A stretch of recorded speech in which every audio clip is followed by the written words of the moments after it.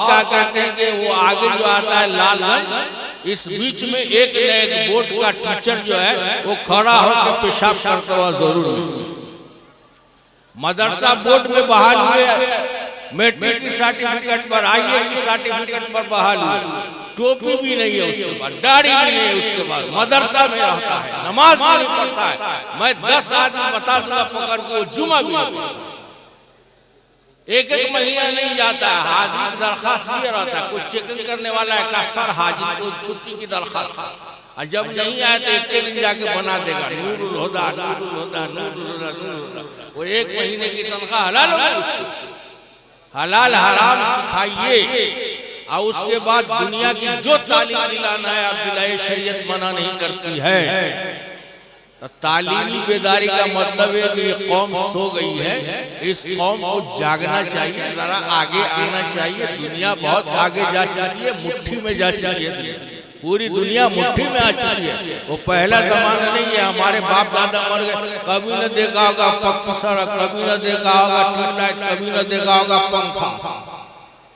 अब तो हर घर में हर फर्द के एतबार से मोबाइल रहता है, टच मोबाइल रहता है। बउआ और बेटा और बेटी कमरा में तन्हाई में जाड़ा के जमाने में सिमट करके और देखा है 5-5 मिनट फ्रांस की, जापान की, जर्मनी की नंगी फिल्में देखता है। मुताला करो, कंप्यूटर सीखो बउआ, हजरत फजर खत्म कीजिए।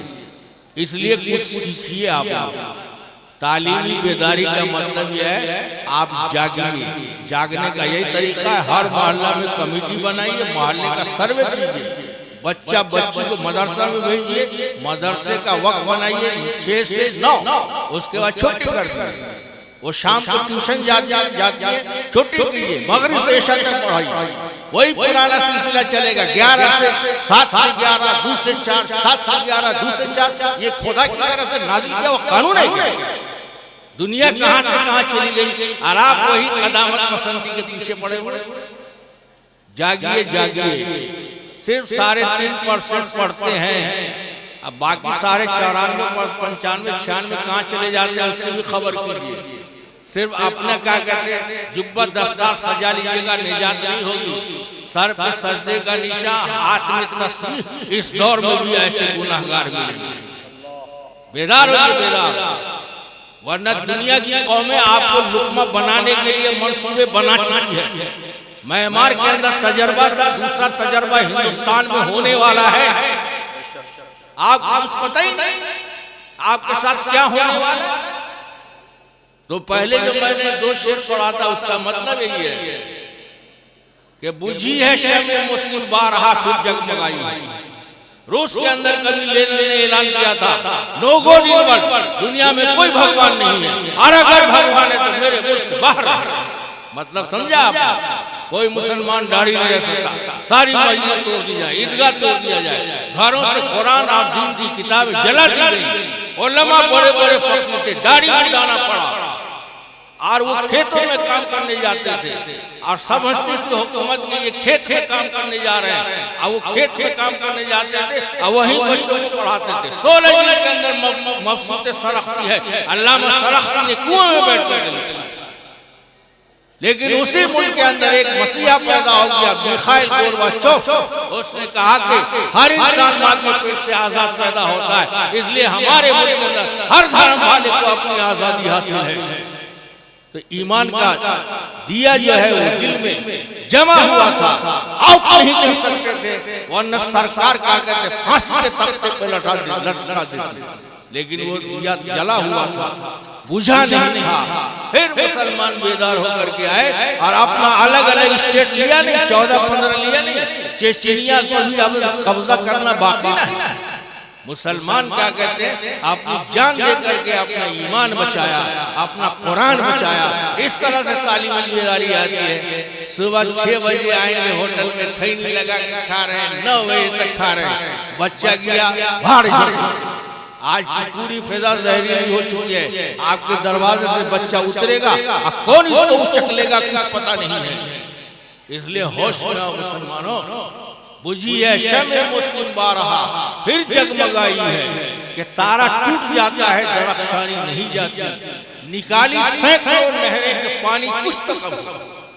आपके ईमान को छीनने के लिए सैकड़ों तरकीबें इस्तेमाल की जा रही हैं और आपको मिटाने के लिए।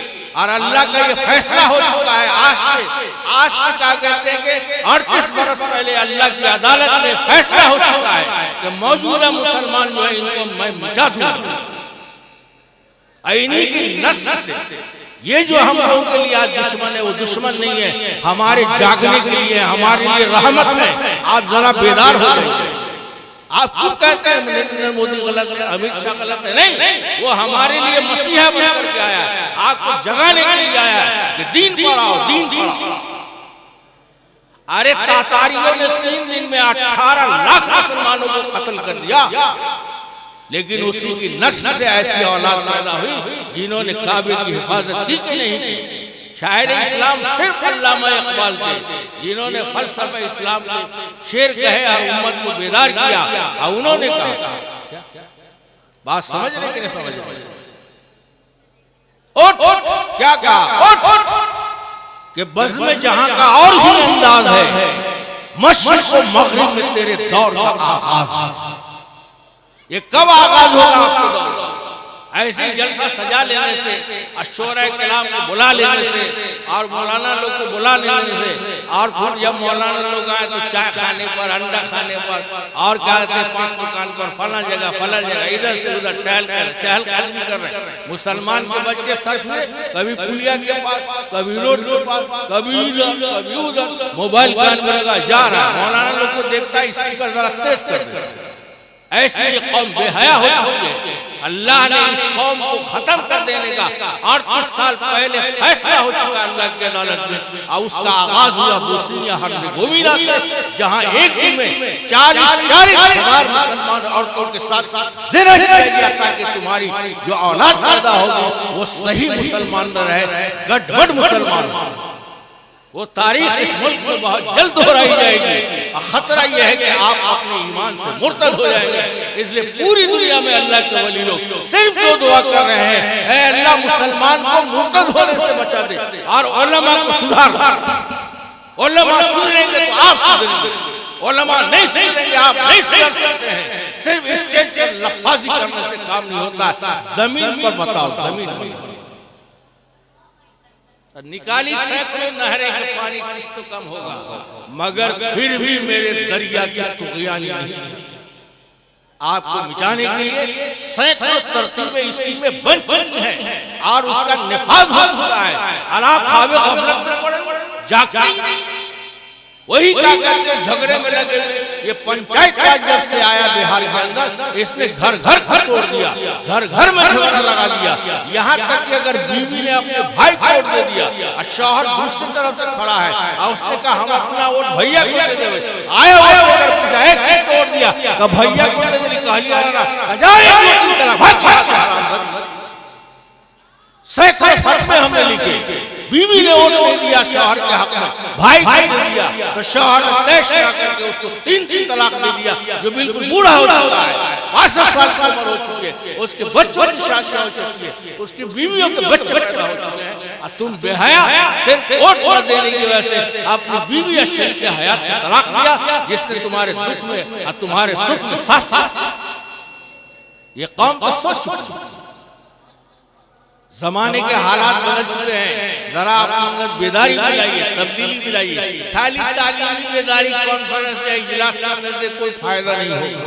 15 मिनट में जुमा के दिन जो तकरीर होती है सब बावजूद होते हैं, अल्लाह की याद सामने होती है, आखिरत सामने होती है, दुनिया का हंगामा नहीं होता है, 4 रकात पढ़ के बैठे हुए होते हैं। वो 15 मिनट का बयान जशा चिल्ला अगर मौलाना करे, हजारों जलसे। बात समझ रहे हैं? मगर तुग़यानी नहीं जाती। हम लोग की तुग़यानी खत्म हो चुकी है, ईमान मुर्दा हो चुका है, बुराई होते हुए देखते हैं, मना करने की सलाहियत नहीं है आपके अंदर। हम लोग के जमाने में हम लोग अगर गोली खेलते होते थे, कोई बड़ा आदमी गुजरना चुप भाग जाते थे। आज तो बाप के सामने बेटा माशाल्लाह मोबाइल जरा भी गैरत नहीं जाती, बिल्कुल बेगैरत होती है ये कौम। और जब कौम बेगैरत हो जाती है तो अल्लाह कहता है दरवाजे पे जाकर दस्तक दे दो, तुम्हारी हलाकत का वक्त करीब आ चुका है। तो तालीमी बेदारी जलसा करे से और 50,000 खर्चा करे से कोई फायदा नहीं होगा। फायदा हासिल करना है तो इसी अंदाज से हासिल करना होगा। हमने अपने जहन के एतबार से सिर्फ एक फार्मूला बताया है, तालीमी जागरूकता के हवाले से, एजुकेशन के हवाले से। अल्लाह ताला शायद हम से किसी एक को थोड़ा सा उधार पैदा कर दे, अब कुछ काम कर जाए, सबसे तो उम्मीद नहीं है। अगर ये पूरा मजमा तय कर ले तो एक गांव के 50 गांव सुधर सकते। बस अल्लाह ताला मेरी इन बातों को कबूल फरमाए, आप लोग को अमल की तौफीक दे। आप लोग का सीना जो है ना इतना उजला है जैसे ताई उजला होता है। अल्लाह में इकबाल जब भी उनका शेर पढ़िए 200 साल के बाद भी पढ़िएगा, लगेगा कि अभी ताजा कलाम है उनका। वो क्या कहते हैं, मुझे तलाश है ऐसे जवानों की जो डालते हो सूरज की कमन। इसलिए फिजाए बहरोबर बदली हुई है, हवाए खुश्क तर बदली हुई है। खुदारा अब खुदा से खैर मांगो खैर, मशीयत की नजर बदली हुई है। वमा अलैना इल्लल बलाग। मुझे तो बार बार पर्ची दी जा रही है, वह मुख्तसर की, ये मुख्तसर की बुलाए का है या दादो तासीर जानने वाले के लिए तो इस्लाम ने सख्त मजम्मत बयान की। उसके मुंह पर अगर उसकी तारीफ की जाए, इस्लाम ने कहा ये बिल्कुल हराम। मुंह पर अगर मेरी तारीफ करें और मैं उससे क्या कहते अपने जाम के अंदर, अपने गुमान के अंदर समझने लगूं कि मैं बहुत अच्छा हूं, मैं बहुत अच्छा पढ़ता हूं, मैं कसम खाकर कह सकता हूँ इसमें जितने लोग मौजूद हैं, अक्सर उलमा मौजूद है, शुअरा मौजूद है, वो मुझे बता दें कि क्या उन्होंने मगरिब पढ़ी, क्या उन्होंने इशा पढ़ी, वो बावजूद शेर पढ़ रहे हैं। जवाब बिल्कुल सिफर होगा, सिफर।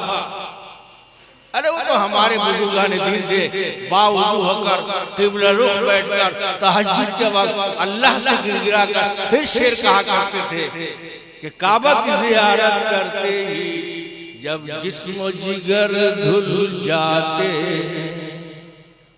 काबा देखने के बाद क्या होता है, जिस्म जिगर धुल गया गुनाहों से। हजरे असवद था, बहुत दूर से ज्यादा सफेद था, आसमान से आया था, उसको लगा दिया काबा के अंदर, जो बोसा देता उसको तो वो गुनाह खींच लेता है, इसलिए काला होता है। अब बोला हजरे असवद और नासर में था हजरे अबियद, बहुत सफेद पत्थर था, गुनाहों का ऐसे खींच लेगा जैसे मकनातीस पैसे को खींच लेता।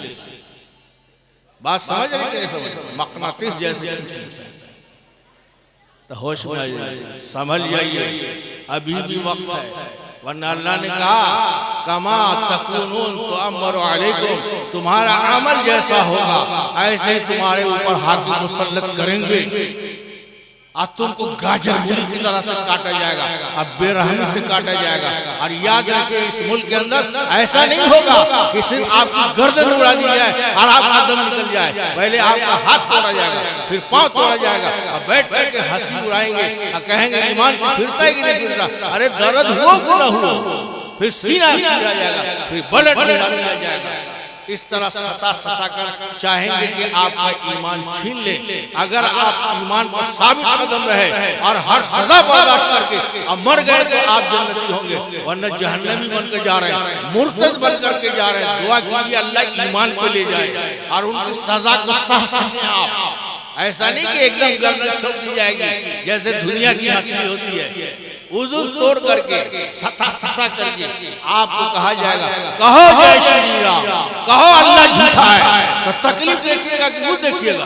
अरे कह दीजिएगा ताकि तकलीफ न देगा, लेकिन वो आपको मार ही देगा, हंसेगा। आप पानी मांगिएगा पेशाब ले जाकर देगा, प्यास ऐसी लगेगी मजबूरन पीना पड़ेगा, नहीं पीजिएगा तो 2 कुंटल का पत्थर सीना पे रख दिया जाएगा, पीना पड़ेगा। आजकल तो ऐसी सूरत हाल है जो जेल की सलाखों के अंदर बंद है, जब निकल कर आए उनकी किताबें पढ़िए आप, उनको क्या कहते हैं पानी की जगह पेशाब किया पीने के लिए, उनके मुंह में अपना क्या कहते हैं उसमें तनासुर डाल करके कहा इसको चूसो और वो पेशाब किया। कहाँ बैठे हुए, मिनट में पलट जाओगे, मिनट में। ईमान पत्थर नहीं है, मारे जा रहा था, मारे जा रहा था, ईमान बचा हुआ है। ये तो चुटकी में निकल जाता है, कुछ ना बोलो, मंदिर के पास जाकर सिर्फ ऐसे कर लो, ईमान नहीं रहा चलेगा, ईमान नहीं रहा चलेगा, खत्म, खलास तुम्हारा। अपने ईमान की फिक्र करो, मुसलमान को दीन की बुनियादी तालीम बच्चों को दिलाओ। ये आज का फर्ज है, आज का जिहाद है ये। और उसके बाद दुनिया के अंदर जो दुनियावी तालीम राज है, इस्लाम में दीनी तालीम दुनियावी तालीम का फर्क नहीं है। ये हम कमाकर लोगों ने फर्क कर दिया, दीनी तालीम है, दुनियावी तालीम है, दीनी तालीम है, दुनियावी तालीम। अरे क्या दुनियावी तालीम का कुरान में जिक्र नहीं है? इल्म हयात का जिक्र नहीं है, इल्म तमद्दुन का जिक्र नहीं है, इल्म इक्तिसादियात का जिक्र नहीं है, इल्म इमरानियात का जिक्र नहीं है, इल्म जिबात का जिक्र नहीं है कुरान के अंदर, सिर्फ इल्म दीनी का जिक्र है। लेकिन मुसलमान रहकर दुनिया का हर इल्म हासिल कीजिए। हमारी कौम का एक बच्चा बेहतरीन होने पर हो, हर ओहदे पर टॉपर होना चाहिए, आमिर सुबहानी जैसा आईएएस अफसर बनना चाहिए, जिनके चेहरे पे आज इतनी दाढ़ी है। कोई ताकत नहीं कि उनको मना कर दे नमाज पढ़ने से, कोई ताकत नहीं कि उनको मना कर दे दाढ़ी काटने से। वो न जन्नती होंगे कि हम जन्नती होंगे। मौलिया साहब गाड़ी भी रहेगी, रुकी रहेगी। ये देहाती लोग जैसे खेत में बिया उखाड़ के गुड़कुनिया मार के ऐसे चले जाएंगे जन्नत में। अल्लाह कहेगा ए मौलवी रुक। बात समझ रहे समझ? कुछ अल्लाह आपको समझ दे और आपसे ज्यादा अल्लाह हमको समझ दे। और जो बात कहते हैं आप अमल किए न कीजिए, हमारे लिए दुआ कीजिए, अल्लाह अमल की तौफीक दे दे। वो मालिक